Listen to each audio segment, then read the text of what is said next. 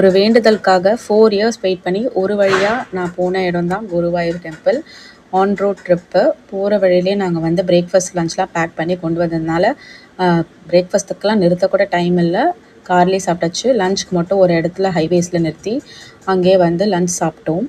ஆனால் வந்து நாங்கள் சாப்பிட்ட இடம் ஃபுல்லாக அங்கே எல்லோரும் ஸ்கேட்டர் பண்ணி பிளேட்ஸ் எல்லாம் போட்டு வச்சுருந்தாங்க.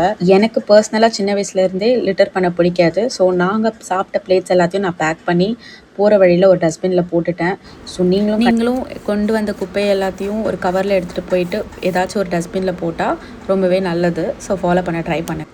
இந்த ட்ரிப் 1 டேயில் பிளான் பண்ணி காலையில் கிளம்புனதுனால எங்கேயுமே நாங்கள் ரூம்ஸ் புக் பண்ணாமல் போயிட்டோம். போகிற வழியில் பார்த்துக்கலான்ட்டு. ஆனால் போனோன்னு தான் தெரிஞ்சிச்சு எல்லா இடமும் ஃபுல்லி புக்டு. நாங்கள் போய் ரீச் ஆனது அரௌண்ட் 11 o'clock நைட்டு. ஸோ வந்து ஒரு ஏஜென்ட் மூலியமாக எனக்கு ஒரே ஒரு ஃப்ளாட் கிடச்சிது.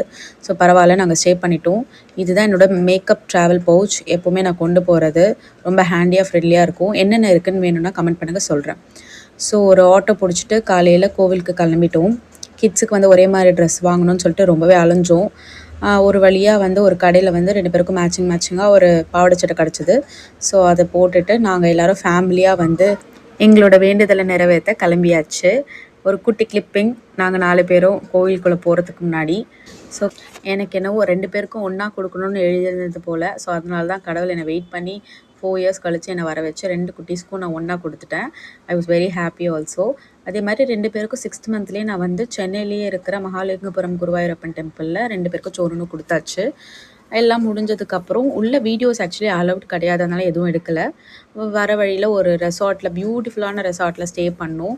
அங்கேயே வந்து நிறைய லீஷர் ஆக்டிவிட்டீஸ் எல்லாம் இருந்துச்சு. பக்கத்துலேயே ட்ரெயின் போச்சு. ரூமும் ரொம்ப சூப்பராக இருந்துச்சு. அங்கேயே வந்து ஸ்பா இருந்துச்சு. ஒரு குட்டி ஸ்விம்மிங் பூல் இருந்துச்சு. எல்லாம் நல்லா வந்து வேண்டுதலெல்லாம் முடிச்சுட்டு பேக் பெயின் ட்ராவல் பண்ணதில் 1 டே அங்கே ஸ்டே பண்ணிவிட்டு அடுத்த நாள் வீட்டுக்கு கிளம்பி வந்துட்டோம். உங்களுக்கு இதை பற்றி வேறு ஏதாவது டீட்டெயில்ஸ் வேணும்னா கமெண்ட் பண்ணுங்கள். அதுக்கு முன்னாடி கண்டிப்பாக சப்ஸ்கிரைப் பண்ணுங்கள், சப்போர்ட் பண்ணுங்கள். Thank you very much. பாய்.